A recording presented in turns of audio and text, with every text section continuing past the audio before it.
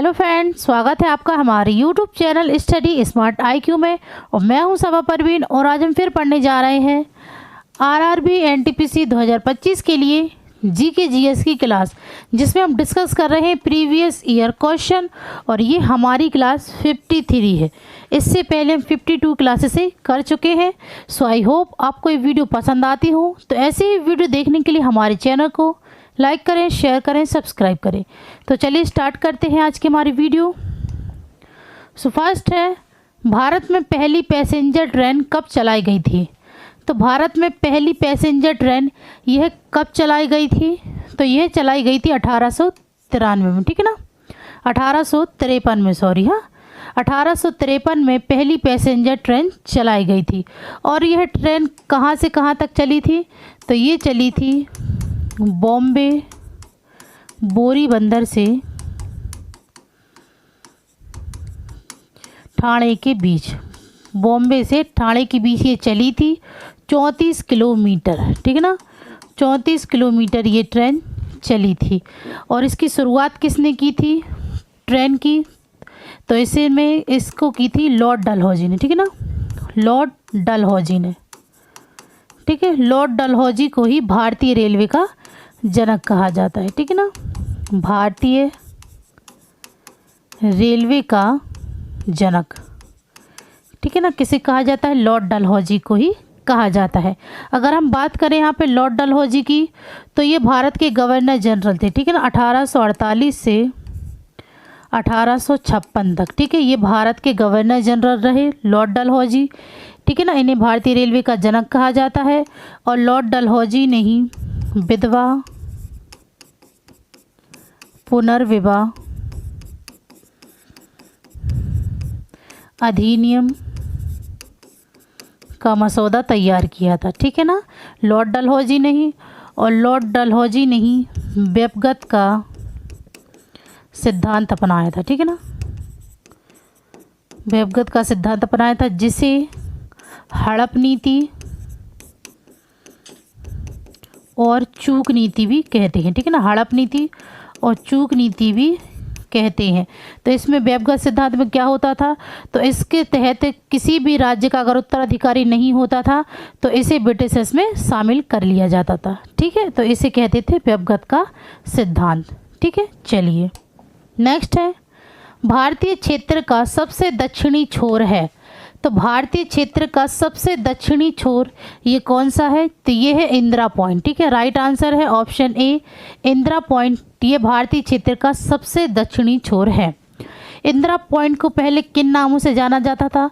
तो इसे जाना जाता था पाइगमेलियन पॉइंट,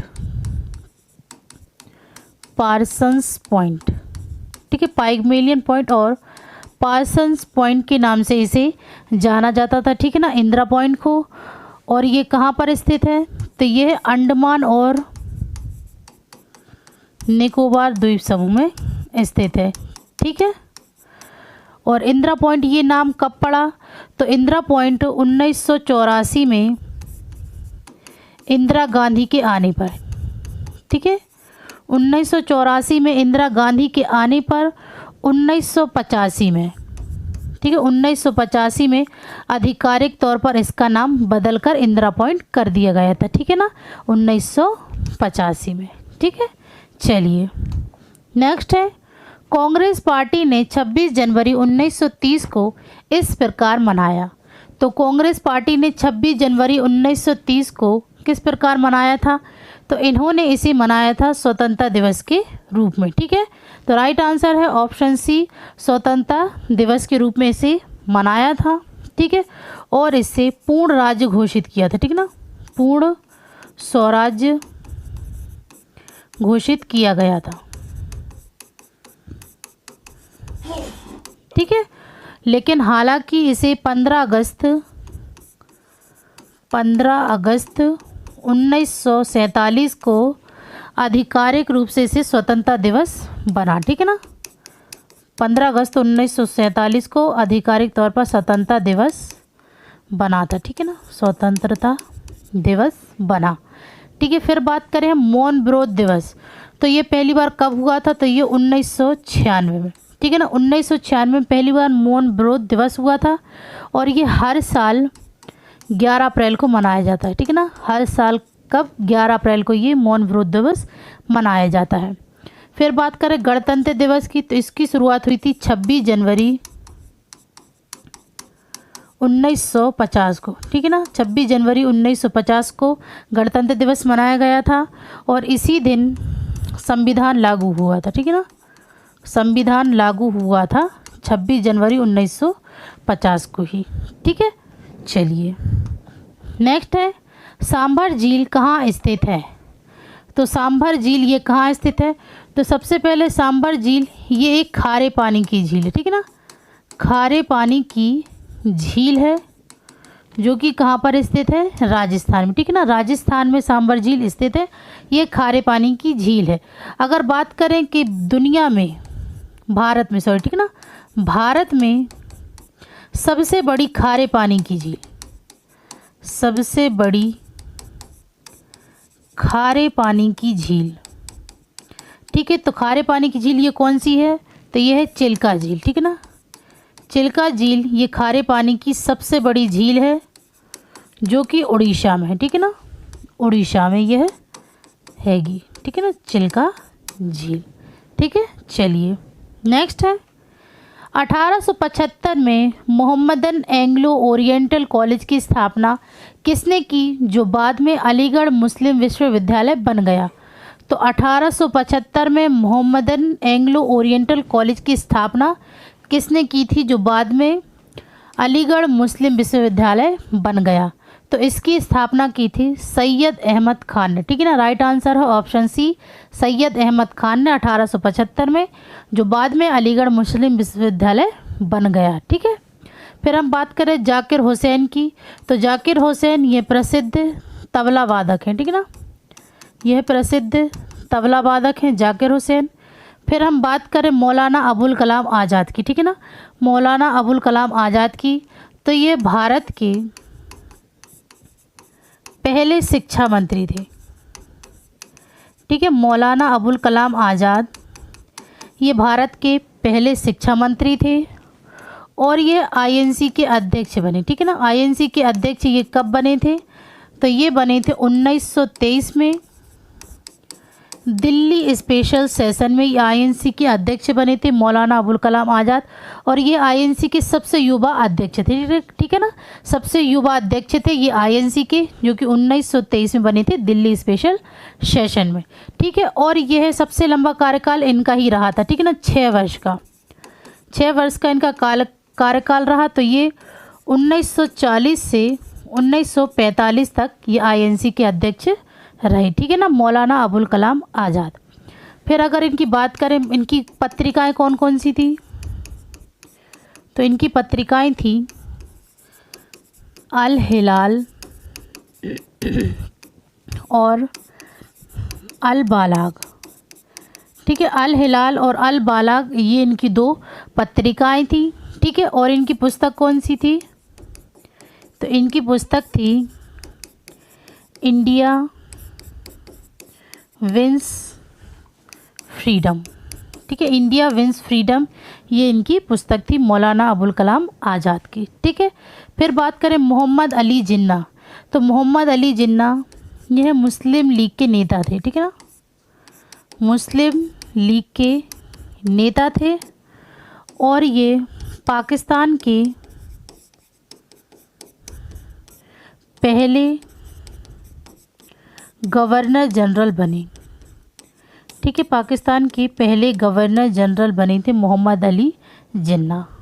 चलिए नेक्स्ट है 2020 तक भौतिकी के लिए 2 बार नोबेल पुरस्कार प्राप्त करने वाला एकमात्र व्यक्ति कौन है, तो 2020 तक भौतिकी के लिए 2 बार नोबेल पुरस्कार प्राप्त करने वाला एकमात्र व्यक्ति कौन है, तो ये है जॉन वार्डिन, ठीक है ना। जॉन वार्डिन, इन्हें भौतिकी के लिए 2 बार नोबेल पुरस्कार प्राप्त हुआ। तो कब, तो पहली बार इन्हें 1956 में प्राप्त हुआ था और दूसरी बार 1972 में इन्हें भौतिकी के लिए नोबेल पुरस्कार प्राप्त हुआ था, ठीक है। फिर बात करें हम यहाँ पे मैरी क्यूरी, तो मैरी क्यूरी ये नोबेल पुरस्कार प्राप्त करने वाली पहली महिला थी जिन्हें 2 बार नोबेल पुरस्कार प्राप्त हुआ था, ठीक है ना।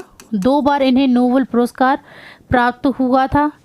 तो इन्हें कब कब प्राप्त हुआ, तो ये इन्हें हुआ था 1903 में भौतिकी के लिए, ठीक है ना, 1903 में भौतिकी के लिए और 1911 में रसायन विज्ञान के लिए, ठीक है। दोनों बार अलग अलग में इन्हें नोबेल पुरस्कार प्राप्त हुआ था।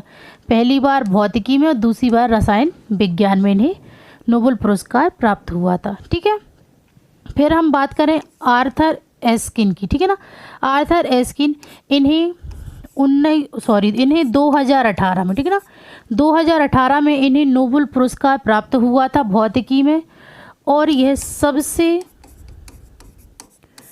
उम्र दराज व्यक्ति थे, ठीक है ना, सबसे उम्र दराज व्यक्ति थे जिन्हें नोबेल पुरस्कार प्राप्त हुआ था 96 ईयर्स ओल्ड में, ठीक है।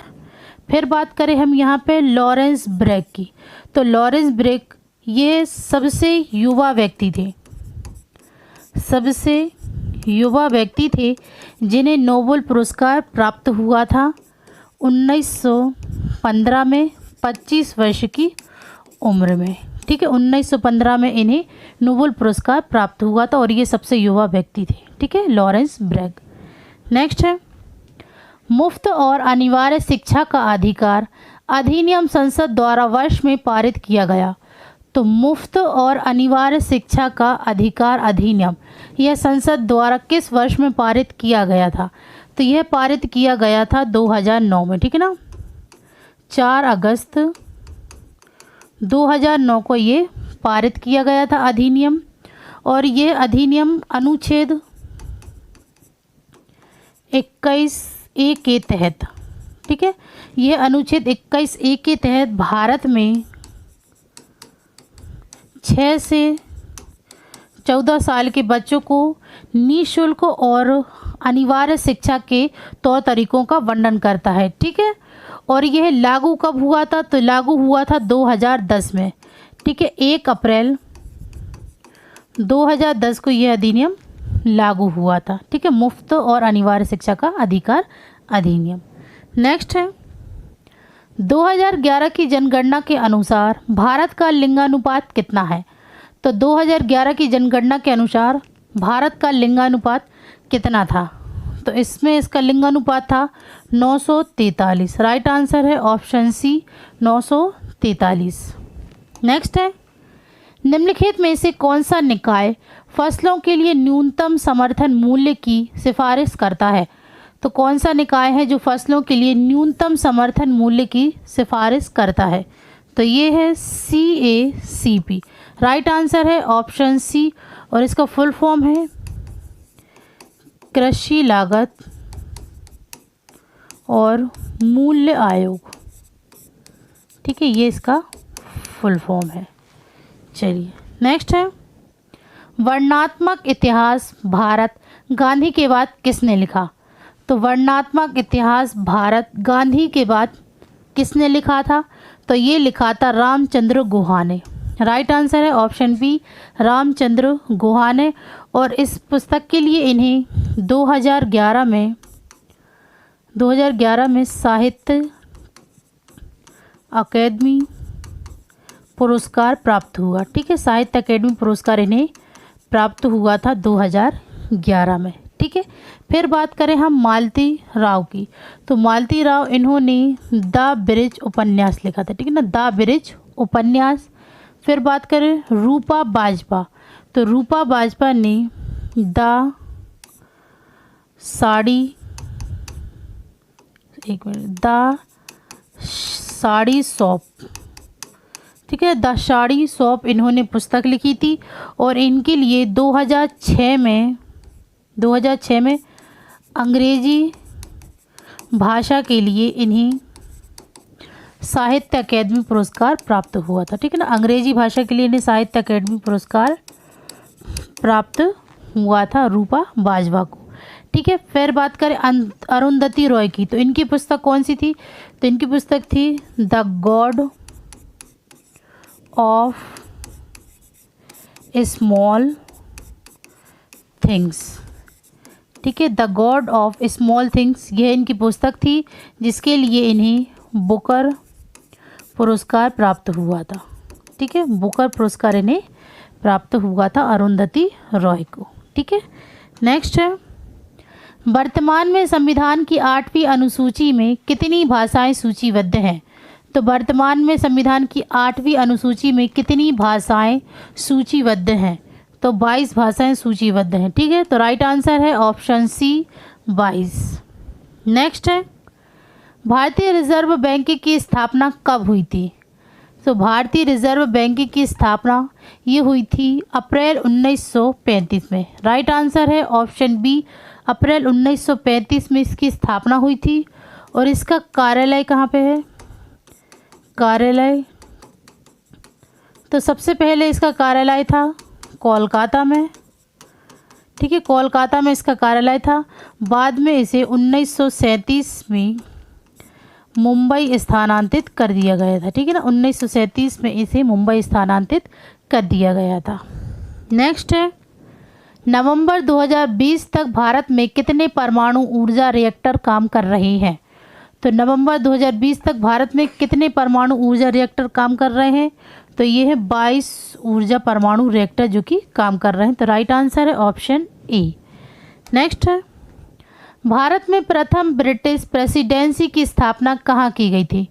तो भारत में प्रथम ब्रिटिश प्रेसिडेंसी की स्थापना ये सूरत में स्थापित की गई थी। ठीक है ना, स्थापना की गई थी।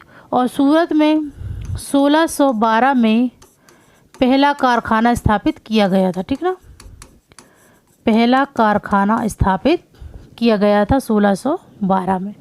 नेक्स्ट है, ब्लूटूथ का आविष्कारक है। तो ब्लूटूथ के आविष्कारक कौन है? तो ये है जाप हार्टसन। ठीक है ना, इन्होंने ब्लूटूथ का आविष्कार किया था कब? 1994 में। ठीक है ना, 1994 में। फिर बात करें हम यहाँ पे चार्ल्स सिमोनी। तो चार्ल्स सिमोनी ने माइक्रोसॉफ्ट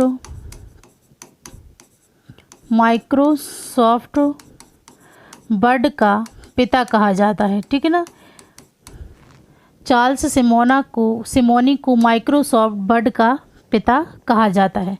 फिर बात करें बिल गेट्स की। तो बिल गेट्स ने 1975 में माइक्रोसॉफ्ट की स्थापना की थी। ठीक है ना, माइक्रोसॉफ्ट की स्थापना की थी बिल गेट्स ने 1975 में। और ये है दुनिया के अमीर व्यक्तियों में से एक है बिल गेट्स। ठीक है, फिर है पॉल एलन। तो पॉल एलन ने बिल गेट के साथ मिलकर ही माइक्रोसॉफ्ट की स्थापना की थी। और पॉल एलन को आइडिया मैन के नाम से भी जाना जाता है। ठीक है ना, इन्हें आइडिया मैन भी कहा जाता है पॉल एलन को। नेक्स्ट है, सुशील कुमार ने ओलंपिक पदक जीता। तो सुशील कुमार ने ओलंपिक पदक जीता किस में? तो ये जीता था, इन्होंने कुश्ती में ओलंपिक पदक जीता था। राइट आंसर है ऑप्शन ए। नेक्स्ट है, न्यूटन की गति के प्रथम नियम का अन्य नाम क्या है? तो न्यूटन की गति के प्रथम नियम का अन्य नाम, तो इसका अन्य नाम है जड़त्व का नियम। राइट आंसर है ऑप्शन सी, जड़त्व का नियम। नेक्स्ट है, वर्ष में लागू हुए राजभाषा अधिनियम की धारा 3 के माध्यम से संघ के आधिकारिक उद्देश्यों के लिए अंग्रेजी भाषा का उपयोग जारी रहा। तो किस वर्ष में लागू हुई राजभाषा अधिनियम? तो ये हुई थी 1965 में। राइट आंसर है ऑप्शन बी, 1965।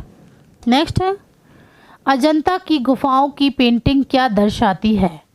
जो अजंता की गुफाओं की जो पेंटिंग है ये क्या दर्शाती है? तो ये दर्शाती है जातक कथाएं। ठीक है ना, जातक कथाएं दर्शाती है अजंता की गुफाओं की पेंटिंग। ठीक है, और अजंता की गुफाएं ये कहाँ पर है? तो ये है महाराष्ट्र, औरंगाबाद में। ठीक है, महाराष्ट्र औरंगाबाद में यह स्थित है। और अजंता की गुफाओं को 1983 में यूनेस्को